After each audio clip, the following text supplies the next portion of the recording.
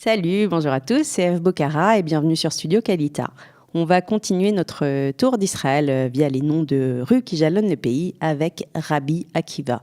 Alors Rabbi Akiva est d'abord connu en Israël pour être la rue de Bnei Brak. Cette rue vivante et bruyante de jour comme de nuit est si fascinante où on marche sur la route sans se soucier ou presque des feux.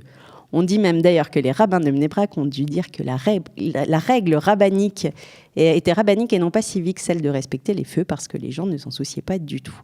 Alors il paraît que depuis, ça va beaucoup mieux. Alors à Rabbi Akiva, Bnei Brak ne vivent que des Charedim, mais on a usage de dire que c'est dans une atmosphère beaucoup plus vivante qu'à Méa et Harim. Je vous laisse juste si vous allez vous promener là-bas. Rabbi Akiva, avant d'être le cœur de Bnei Brak, est donc, on s'en serait douté, le nom d'un grand rabbin. Un rabbin qui serait né entre la fin du 1er et le début du 2e siècle. Né dans un village près de Jérusalem, Rabbi Akiva passe sa jeunesse comme berger et est mis au service d'un certain Kalva Savoua, un des hommes les plus riches de Jérusalem à cette époque. Savoua a une fille Rachel dont Akiva tombe follement amoureux. Si bien qu'il passe outre la fureur du père de Rachel qui ne supporte pas que sa fille bien-aimée veuille épouser un berger. Il la déshérite et refuse toute aide matérielle au jeune couple qui se voit contraint de mener une vie misérable. Pourtant, Rachel elle-même a mis une condition sévère à ce mariage. Akiva, qui est encore inculte, devra étudier la Torah et consacrer sa vie à l'étude des textes sacrés.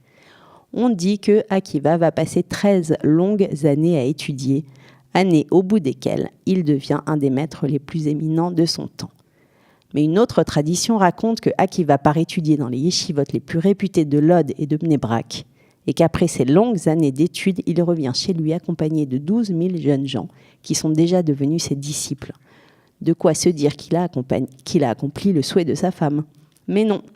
Lorsqu'il revient, il entend celle-ci dire à une voisine « Je serais prête à patienter encore 12 ans pour l'épouser s'il pouvait doubler ses connaissances dans l'étude de la Torah. » Peut-être n'avait-elle pas envie de se marier au fond. Toujours est-il que Rabbi Akiva serait reparti étudier 12 ans pour satisfaire sa future femme. Il a ainsi été considéré comme la plus haute autorité religieuse de son temps. Et aujourd'hui encore, son nom reste marqué d'un incroyable prestige.